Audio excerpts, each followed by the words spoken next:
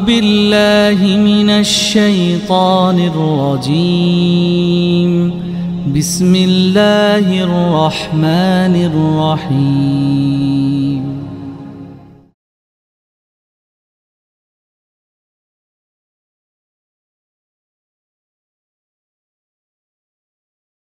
Assalamualaikum warahmatullahi wabarakatuh. Waalaikumsalam. Alhamdulillah wa syukranillah, syada la ilaha illallah wahdahu la syarikalah, syadu anna Muhammadan abduhu wa rasuluh, amma ba'du. Kullukum ra'in wa kullukum mas'ulun an ra'iyatih. Setiap kalian adalah pemimpin dan setiap kalian akan ditanya tentang kepemimpinannya. Ketika sidang pleno DPR RI atau DPRD meminta pertanggungjawaban kepada bupati, wali kota, gubernur, atau presiden, yang paling membahagiakan bagi para pemimpin itu adalah pada saat hasil sidang plenonya WTP, wajar tanpa pengecualian. Nah, itu masuk surga itu tanpa hisab. Nah, kita juga ingin seperti itu ya, Bu Fida ya. Kita ingin WTP dari perjalanan hidup kita di dunia ini. Mungkin ada beberapa hal yang harus kita waspadai. Prinsipnya hati-hati dengan pikiran kita. Jangan sampai pikiran kita menggerakkan badan untuk melakukan sesuatu yang akhirnya kita tidak WTP. Akhirnya kita harus kena hisab. Kemudian hati kita. Jangan sampai hati kita menggerakkan anggota badan kita, bahkan menggerakkan pikiran kita untuk melakukan sesuatu yang akhirnya akan dimintai pertanggungjawaban. Kalau saya mendengar Ibu Aisyah Dahlan menyampaikan ya, Bunda Imas, bahwa bawaannya perempuan tuh ngajak gelut gitu. Jadi kalau istri sedang marah, terus suami cuek aja, Papa tahu nggak Mama lagi marah? Oh, bawaannya mengundang marah itu hadir. Yang harapannya supaya marahnya berbalas. Kalau laki-laki bawaannya pengen damai ya, Kang Ajat ya, bawaannya pengen damai, salah, udah, kan gitu ya bawaan laki-laki. Sementara bawaan perempuan bawaannya tuh pengen berantem. Nah itu udah opi. Jadi hati-hati dengan hati kita. Jangan sampai hati kita menggerakkan pikiran, kemudian panca indera kita akhirnya melakukan sesuatu yang salah seperti itu. Kita dulu lahir bersih, ya. Dalam dalil tabula rasa disebutkan kulu mauludin yuladu alal fitrah. Semuanya bersih. Semuanya bertauhid. Nah, setelah bergaul, sekarang ini kapitalisme dan hedonisme sukses. Sudah mengganggu, menggoda kita sampai akhirnya tidak ada orang tua yang berani menikahkan anak perempuannya kepada laki-laki yang belum kerja.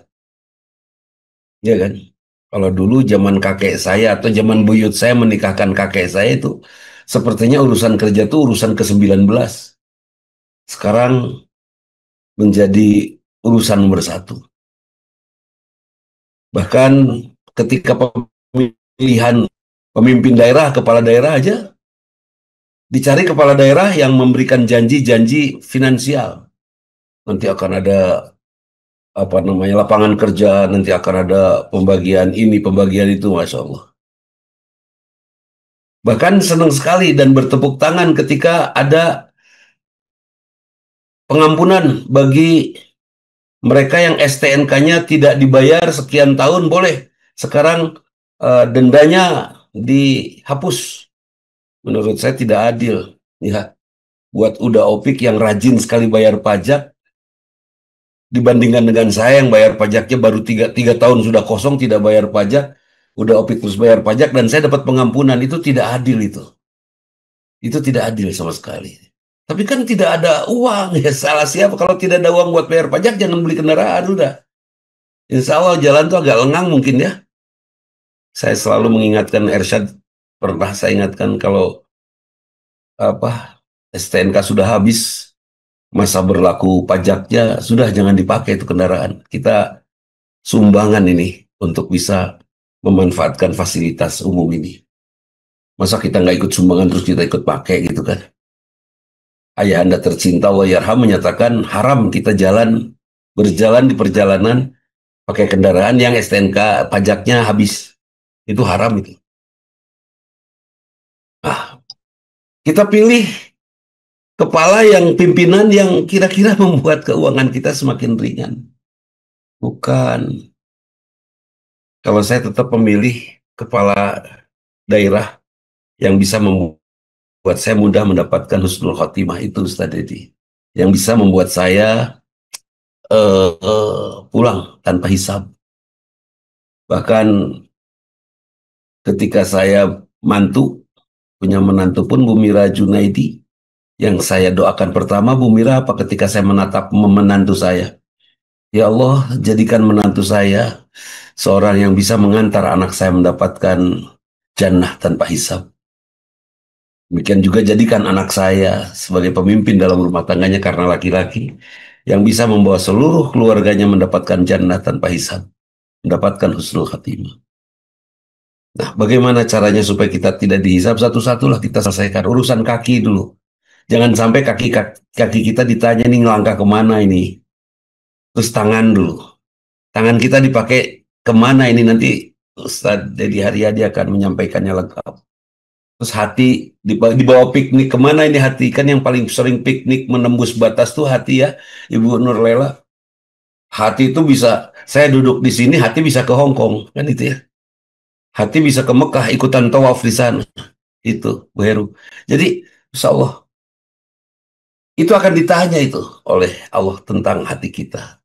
Tentang mulut kita dipakai ngomong apa. Bahkan, Ustaz tadi pernah menjelaskan tentang roh. Ini ingat ini, Ustaz. Sebut saja saya ngobrol dengan Ibu Dokter Dele. Ngobrolnya karena akrab, sabeletakna ya, seenaknya aja. Karena akrab. Terus, Dokter Dele itu ada kalimat yang menyinggung perasaannya, tapi tidak jadi masalah. Gitu kan langsung di hatinya. Sudah, bubar dari obrolan beres. Dokter Dele tidak sakit hatinya pada saat ngobrol aja. Sudah pulang nggak sakit hati. Saya juga pergi tidak ada perasaan bersalah. Tapi kan saya yakin malaikat mencatat ya Ustaz Dedi ya. Mencatat obrolan itu nanti di kontoro.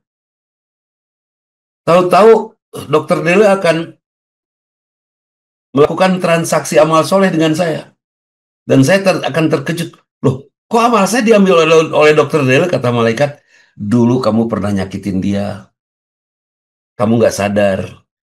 Iya kan saya nggak sadar. Masa nggak sadar saya harus dihisab?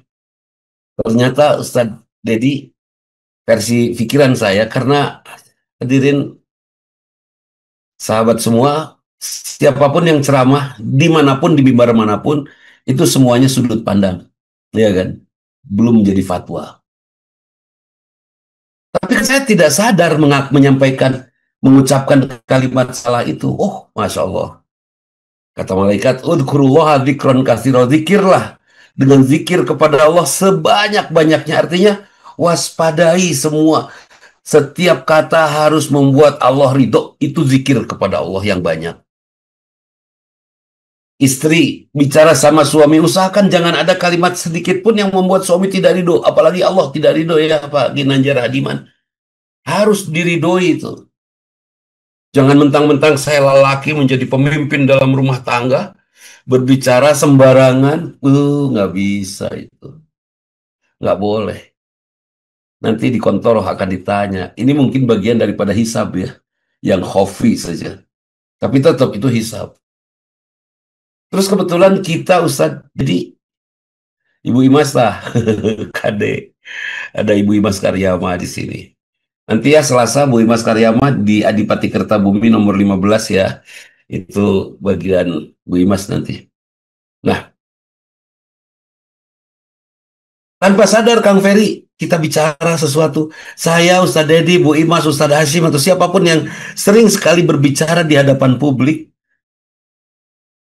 mungkin Ustadz Dedi tidak sadar, atau Dudi Mutakid tidak sadar berbicara sesuatu yang membuat jamaah tersinggung. Sampai akhirnya tersipu, diam aja dia sakit hati oleh ucapan kita. Kira-kira Kang Ferry doain ya supaya nanti di Kontoro, Kang Ferry, saya tidak terlalu banyak membayar kesalahan bahasa saya di hadapan orang banyak dengan amal soleh saya. Oh, serem tuh dah. Udah susah-susah sok Ibu Dokter Delo udah begadang-begadang membantu orang melahirkan dan lain sebagainya. Ternyata ada bahasa-bahasa yang menyakiti hati pasien sok. Dan nggak akan didiemin sama malaikat juga dicatat tuh. Itu yang disebut udkurullah dzikron katsiro zikir lah. Pikiran kita harus zikir, lisan kita, mata, telinga, hati kita, tangan, kaki kita semuanya harus zikir. Zikir itu betul-betul waspada. Jangan sampai gara-gara satu kata Allah mencabut ridhonya dari kita. Masya Allah. Serem, serem, serem. Atau orangnya tidak tahu, Kang Ferry. Ada yang lewat nih, Bu Popi Rosihan. Kebetulan dia pakai celana jin. Di belakangnya Bu Popi tidak tahu dikejar-kejar jin karena celananya dipakai oleh Bu Popi. Saya komentar, ih itu orang tomboy banget sih nggak menunjukkan muslimah. Bu Popinya nggak tahu. Tapi saya ngomong, saya berbicara sesuatu yang tidak layak saya ucapkan dalam bentuk komentar. Saya yakin nanti di Kontoro juga itu akan dimintai pertanggungjawaban. Dudi sini waktu itu ngomongin Bu Popi ya.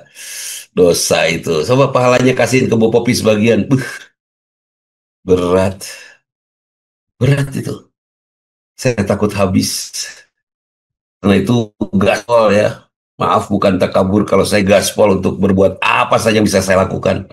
Dengan dakwah, dengan pendidikan, dengan finansial. Pokoknya mah dihabisin aja. Kenapa? Karena saya khawatir ada hal-hal yang membuat pahala saya hangus. Nih udah opik tah. Ketika memijat udah opik nih jago keretek, keretek, tangan tuh wah dibatak sampai bunyi semuanya, keretek. Terus udah opik teh iseng teh bicara teh. Ih, ini jelek pisan gitu ya. Ini punggung kok bengkok ini sih jelek pisan. Enggak ngomong ke pasiennya. Itu tadi dicatat sebagai keburukan, nanti dibales di kontoro, bukan dibales, dimintai amal soleh kita diminta oleh malaikat untuk diberikan pada orang yang kita ledek itu. Makanya ya Ustadz Dedi Haryadi kita di pesantren sama-sama karena saya dengan Ustadz Dedi ini satu alma mater ternyata. Masya Allah kita tuh paling seneng ya ngelihat orang ngebully ya. Teman ngebully teman nanti ngikutan keprok, ikutan seri. Padahal ketika kita ikut ketawa ngelihat teman ngebully teman, untung waktu itu belum akil balik merenya. Kalau sekarang itu dilakukan dan kita ketawa ada teman ngebully teman, mungkin kita akan dapat bagiannya nanti Pak Edi Sopandi akan dapat bagian di mana kita pulang dan tidak langsung masuk ke lobi hotel, tapi duduk dulu di beranda di luar ditepas untuk transaksi dulu Pak Tony. Setelah transaksi baru kita lunaskan. Nah itu. Dan mohon doa ini kepada sahabat semua. Ada salah seorang guru di Madrasah Karya Madani yang sekarang sedang di HCU di Hasan Sadikin. Karena konon ada tumor di hatinya. Dan cukup serius karena cukup besar tumor itu di hatinya. Mudah-mudahan segera disembuhkan oleh Allah Subhanahu wa Ta'ala. Dan itu Kang Ajat, siapa guru itu? Guru olahraga, Kang Ajat. Guru olahraga teh sehat we nya. Ternyata enggak geningan itu kan. Urusan sakit itu urusan Allah yang memberikannya. Baik, sahabat semua, itu mudah-mudahan bermanfaat, mudah-mudahan Allah ridho, mudah-mudahan Allah tuntun kita sampai pada akhirnya kita mendapatkan jannah. Tadi ada ibu-ibu menggarisbawahi sampai bertengkar di ruang chat itu. Pas saya, gimana kalau suami saya ngelarang saya ngaji? Oh kan itu. Ya saya bilang dalam hati ya, kalau suami ngelarang ngaji mah, itu teh mungkin gara-gara istri sesudah ngaji nyalahin suami. Jadi suami teh kesel kalau istrinya ngaji itu. Tuh papa cek Ustadz itu bener seperti gitu teh. Wah udah jadi kacau lah perjalanan itu. Jadi saya sering sekali berkata kepada ibu-ibu, mana yang lebih harus ditaati, Ustadz Dudi Mutakin atau suami? Suami lah. ya, sepanjang tidak ngajak kepada kemungkaran Iya. seperti itu. Terus kalau suami melarang pengajian, ya nggak apa-apa. Tapi kan kita butuh ilmu. Tidak, Bu. Biarkan suami saja. Suami itu wajib ikut khutbah ikut Jumatan, mendengarkan khutbahnya. Seusai khutbah, tolong ibu tanya, Pak, nanti Jumatan ya. Tolong catatan khutbah Jumatnya ya, Pak ya. Cukup itu saja. Itu pahalanya jauh lebih besar daripada mendengarkan Ustadz Dedi Haryadi ngaji, insya Allah. Iya kan? Nah, makanya juga ada Zoom, makanya ada Zoom. Nah, Zoom ini juga supaya Bapak sekalian jadi saksi bahwa insya Allah kami Ustadz-Ustadz tidak memprovokasi ibu-ibu untuk melawan suaminya.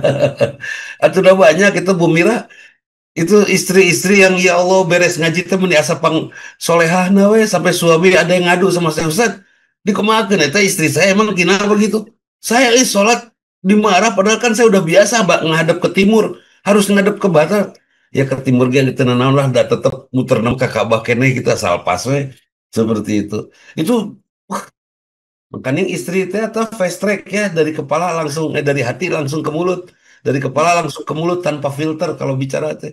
Beletak beletak we.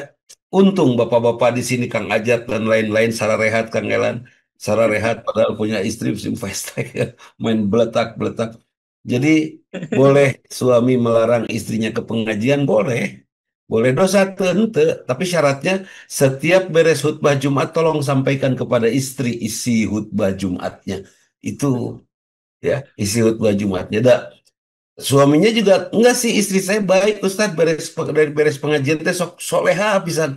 Tapi eta beres ngawas seperti tadi tergantung grup yang ada di majelis teh grup cuanki atau grup bala-bala dol jararajan atau gagal maning itu yang namanya diet teh. Kan itu jararajan terus pulang teh bawa keresek nanti naon bala-bala nutilas ngegel teh ya, lebar cenah.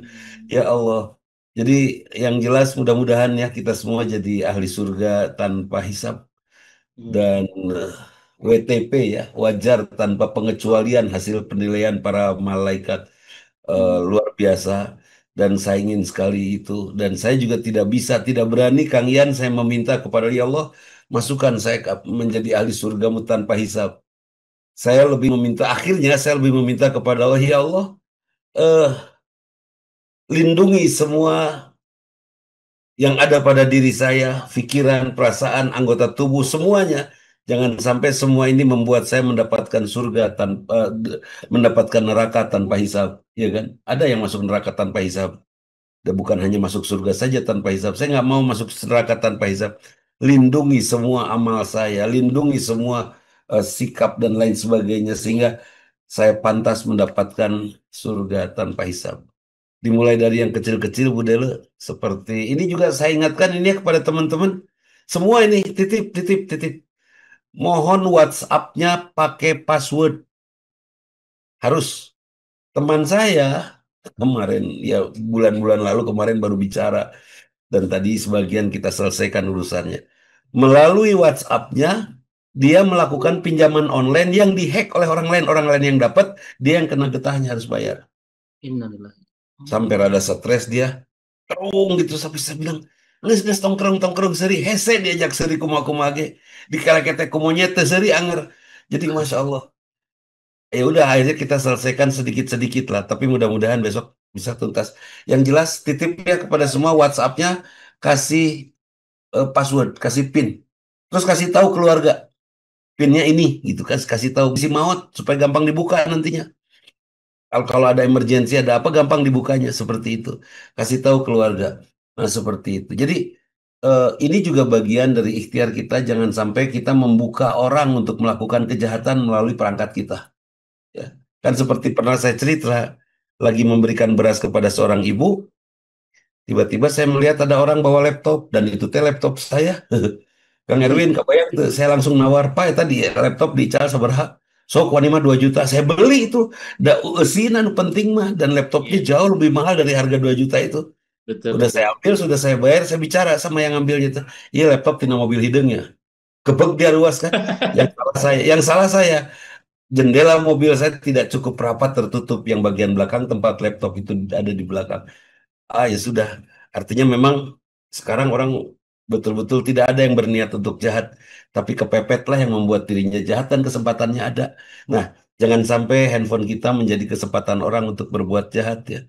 Itu teman saya sampai ngegeru itu. Nah, kudu dianggaskeun wae kita hirup teh si eta pirage kudu disak itu nganggaskeun hirup. Saya bilang begitu. Udah kita beresin. Alhamdulillah ya meskipun tadinya bisa sih sendiri ya, Ersyad juga bisa menyelesaikannya sendirilah membantu bapaknya gitu kan. Tapi kata guru saya ajakan tuh teman-teman di WhatsApp teh ulah diantep wae doraka. Kalau bisa kita ngajak, kenapa kita tidak ajak? Kalau kita tidak mau ngajak berarti kita dosa acil gitu.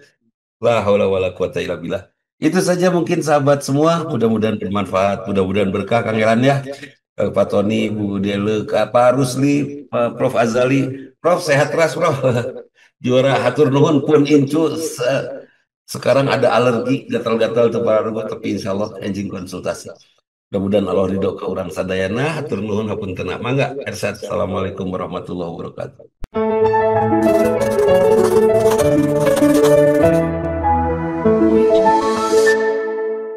أعوذ بالله من الشيطان الرجيم بسم الله الرحمن الرحيم